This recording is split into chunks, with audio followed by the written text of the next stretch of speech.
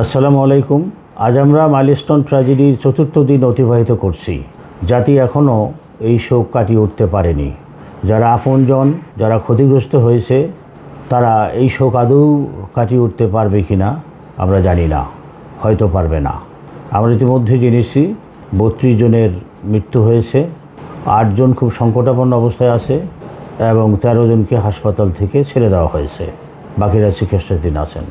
যারা মৃত্যুবরণ করেছে এবং হাসপাতালে চিকিৎসাধীন আছে, এদের সকলেই কিশোর বয়সের, অর্থাৎ এর এক একটি ফুটন্ত ফুল পরিপূর্ণরূপে প্রস্ফুটিত হওয়ার পূর্বেই তারা ঝরে পড়ল। যে 32 জন শিক্ষার্থী ছাড়াও 2 জন শিক্ষকের কথা না বললেই নয়।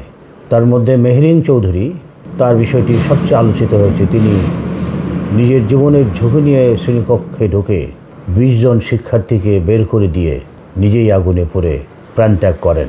মাসুকা বেগম নামের আরও একজন শিক্ষক, তিনিও শিক্ষার্থীদেরকে শ্রেণীকক্ষ থেকে বের করতে যেয়ে প্রাণত্যাগ করেন।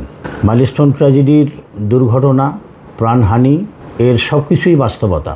আমরা যদি নাও চাই, তবু এই বাস্তবতাকে আমাদের মেনে নিতে হবে। কিন্তু আমরা যেটা মানতে পারি না সেটা হলো এরকম একটি দুর্ঘটনাকে রাজনৈতিকভাবে ব্যবহার করার যে অপচেষ্টা, যেটা জাতিকে আজ বিস্মিত করেছে।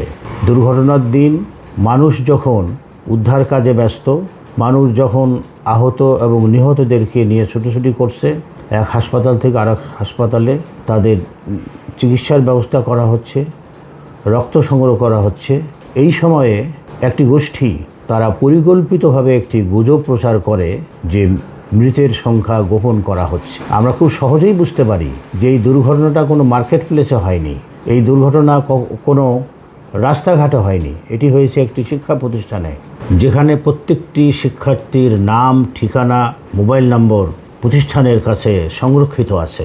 এখানে মৃতের সংখ্যা বের করা খুবই সহজ। মাইলস্টোনের শিক্ষার্থীদের মধ্যে কতজন এখন জীবিত আছে, কারা বাসায় আছে, ভবিষ্যতে ক্লাস করবে এবং কারা অনুপস্থিত আছে, এই হিসাব বের করা খুবই সহজ। অথচ এরকম একটি গুজব ছড়ানো হলো এবং সেটা নিয়ে সোশ্যাল মিডিয়ায় তোলপাড় হয়ে গেল। গোটা জাতি যখন শোকে মুহ্যমান, তখন এরকম একটি ভুয়া খবরকে কেন্দ্র করে আন্দোলন শুরু হয়ে গেল। অবরোধ হলো, উপদেষ্টাদেরকে ঘন্টার পর ঘন্টা অবরোধ করে রাখা হলো। সচিবালয়ের মতো একটি সংরক্ষিত এলাকায় জোরপূর্বক ঢুকে গাড়ি ভাঙচুর করা হলো, পুলিশের গায়ে হাত তোলা হলো।